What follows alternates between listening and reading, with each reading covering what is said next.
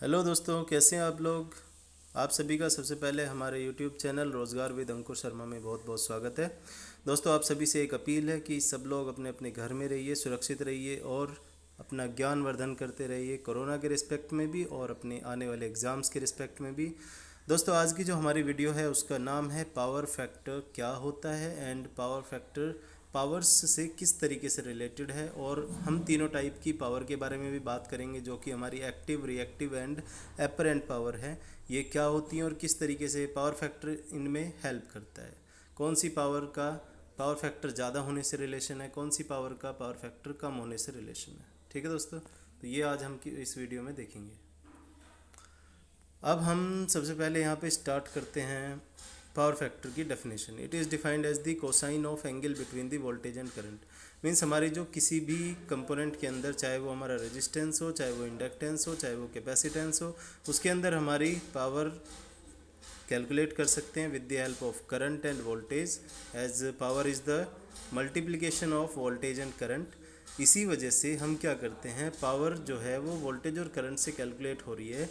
तो वोल्टेज और करंट का अगर हम ग्राफ ड्रॉ करें तो उस केस में जो एंगल होता है वोल्टेज और करंट के बीच का, उस एंगल का अगर हम कोसाइन ले लें तो वो कोसाइन जो होगा उसको बोलते हैं हम power factor of that component. ठीक है। अब देखिए, यहाँ पे बेसिकली हम बोल सकते हैं कि जैसे रेजिस्टेंस है, तो रेजिस्टेंस के अंदर कोई भी वोल्टेज और करंट में फेज डिफरेंस नहीं होता है, मतलब फेज डिफरेंस 0 डिग्री होता है। तो cosine of 0 degree cos 0 = 1 means बोल सकते हैं हम कि यूनिटी पावर फैक्टर को फॉलो करता है कौन, रेजिस्टेंस। अगर इंडक्टेंस की बात करें तो इंडक्टेंस में हमारी करंट जो है वो लैग करती है वोल्टेज से। ठीक है, 90 डिग्री से लैग करती है। तो कोस 90 अगर हम देखें तो कोस 90 हमारा जीरो होता है, तो हमारा पावर फैक्टर जीरो होता है इन केस ऑफ प्योर इंडक्टेंस। अगर कैपेसिटेंस की बात करें हम, तो कैपेसिटेंस में हमारा जो करंट है वो वोल्टेज से लीड करता है by an angle of 90 degree in case of pure capacitance. तो अगर हम कोस 90 दोबारा से करें तो कोस 90 हमारा फिर से ज़ीरो होगा, तो ये भी हमारा जीरो पावर फैक्टर होता है इन केस ऑफ प्योर कैपेसिटेंस। लेकिन अगर हम रेजिस्टेंस और इंडक्टेंस का कॉम्बिनेशन बना लें या फिर रेजिस्टेंस और कैपेसिटेंस का कॉम्बिनेशन बना लें तो उस केस में हमारा ये पावर फैक्टर चेंज हो जाएगा, और power factor in case of RL circuit हमारा लैगिंग पावर फैक्टर होगा, और इन केस ऑफ आरसी सर्किट हमारा लीडिंग पावर फैक्टर होगा। ठीक है दोस्तों।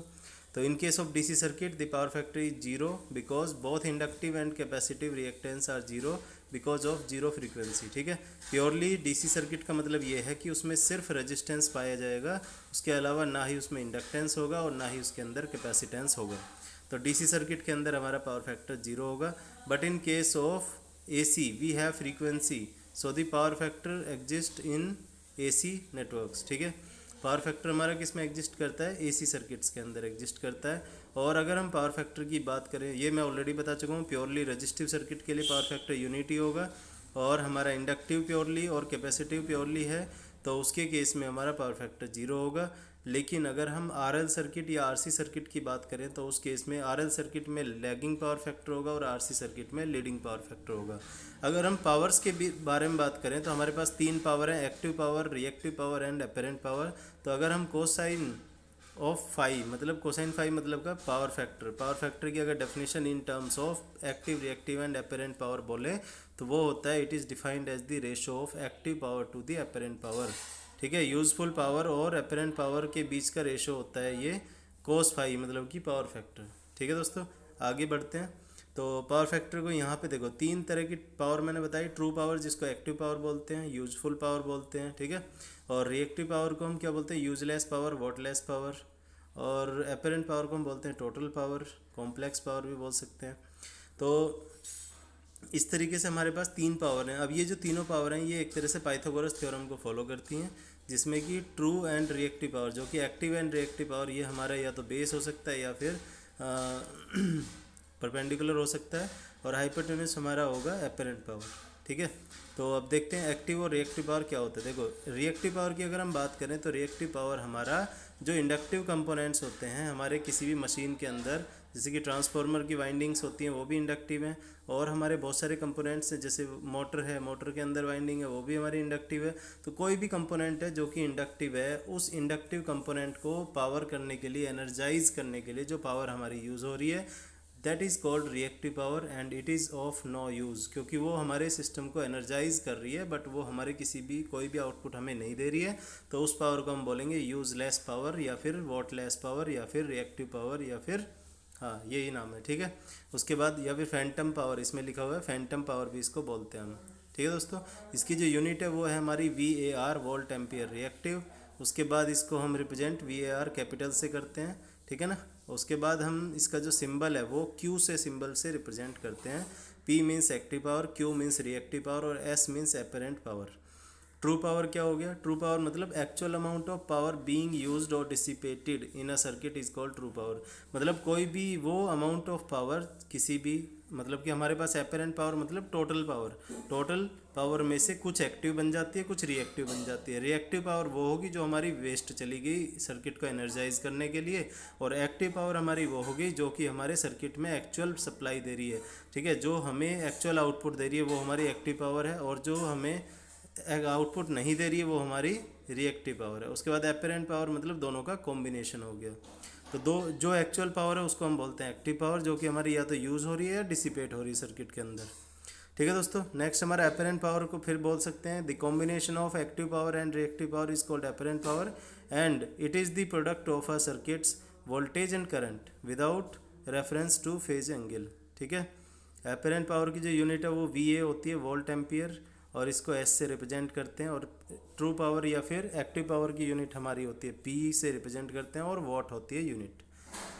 नेक्स्ट हमारी इक्वेशंस की अगर हम बात करें तो मैं ऑलरेडी बता चुका हूँ आपको वैसे तो, कि active power P equal to दिख रहा है यहाँ पे I²R हो गया, या फिर P इक्वल टू I²R को हम कन्वर्ट भी कर सकते हैं V²/R। V को यहाँ पे E से दिखाया हुआ है वोल्टेज को, ठीक है, इंड्यूस्ड वोल्टेज।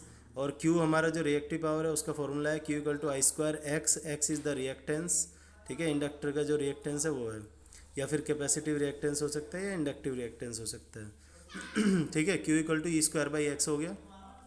यूनिट ऑलरेडी बताई जा चुकी है। S जो है हमारा रिएक्टिव पावर और एक्टिव पावर का कॉम्बिनेशन है, इसको क्या बोलते हैं हम? Apparent power. यहाँ पे गलत लिखा हुआ है रिएक्टिव पावर, अपेरेंट पावर बोलते हैं इसको, या कॉम्प्लेक्स पावर। तो S equal to I² into Z, Z क्या होता है? इम्पिडेंस है, तो जेड इक्वल टू क्या होगा? R plus J into x, ठीक है। कॉम्प्लेक्स फॉर्म में लिखें, या फिर जेड का मोड कितना होगा? Root of R² plus X²। तो इस तरीके से यहाँ से Q इक्वल टू हो गया हमारा E²/Z, ठीक है। Q नहीं है, S हो गया, S इक्वल टू E²/Z। तो S equal to I into E, ये भी हमारा एक पावर का फॉर्मूला है, ठीक है। आपने सुना होगा P equal to V into I। तो ये वोल्ट एम्पियर में हम इसको रिप्रेजेंट करते हैं, और इसका फॉर्मूला आगे देखते हैं हम। ये देखिए द पावर ट्रायंगल। तो पावर ट्रायंगल में मैंने आपको बताया था कि ये किसको? पाइथागोरस थ्योरम को फॉलो करता है, जिसमें हमारी तीनों पावर हैं, active, reactive and apparent power, P, Q and S, ठीक है। तो P, Q एंड S हो गया इसमें। तो ये हो गया ट्रू पावर, एक्टिव पावर और रिएक्टिव पावर जिसको हम बोलते हैं, और अपेरेंट पावर। अब देखिए यहाँ पे जो हमारा P एंड Q है ये हमारे हो गए साइड कंपोनेंट, जैसे कि बेस हो गया, हाइपोटेन्यूस हो गया, सॉरी परपेंडिकुलर हो गया, और जो हमारा मेन है S, दोनों का कॉम्बिनेशन, वो हो गया हमारा हाइपोटेन्यूस। अब यहाँ पे S इक्वल टू होता है P प्लस J/Q, ठीक है। और अगर हम इसका मोड निकालें तो S का मोड इक्वल टू होता है √P² प्लस Q², ठीक है दोस्तों। तो ये थी हमारी powers, active, reactive and apparent power, तीन तरह की पावर्स हैं। और पावर क्वालिटी में क्या रोल है इसका, पावर फैक्टर का?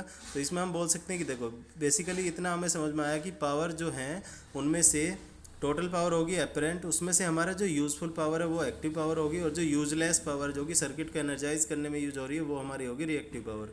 तो जितना ज़्यादा हमारा एक्टिव पावर होगी उतना अच्छा हमारा पावर फैक्टर होगा, ठीक है। क्योंकि ये पावर फैक्टर इक्वल टू कितना है? P/S, active bye apparent. तो इसका मतलब यहाँ पे हमें यही समझ में आ रहा है कि जितना हमारी हाई एक्टिव पावर उतना अच्छा हमारा पावर फैक्टर, और उतनी अच्छी हमारी पावर की क्वालिटी, ठीक है दोस्तों। बाकी कोई डाउट आपको हो तो आप कमेंट बॉक्स में पूछ सकते हैं, और अभी भी अगर आपने चैनल को सब्सक्राइब नहीं किया है तो प्लीज़ कर लीजिए। आपको ऐसी अच्छी अच्छी वीडियोज़ मिलती रहेंगी, और बाकी मिलते हैं नेक्स्ट वीडियो में, तब तक के लिए गुड बाय।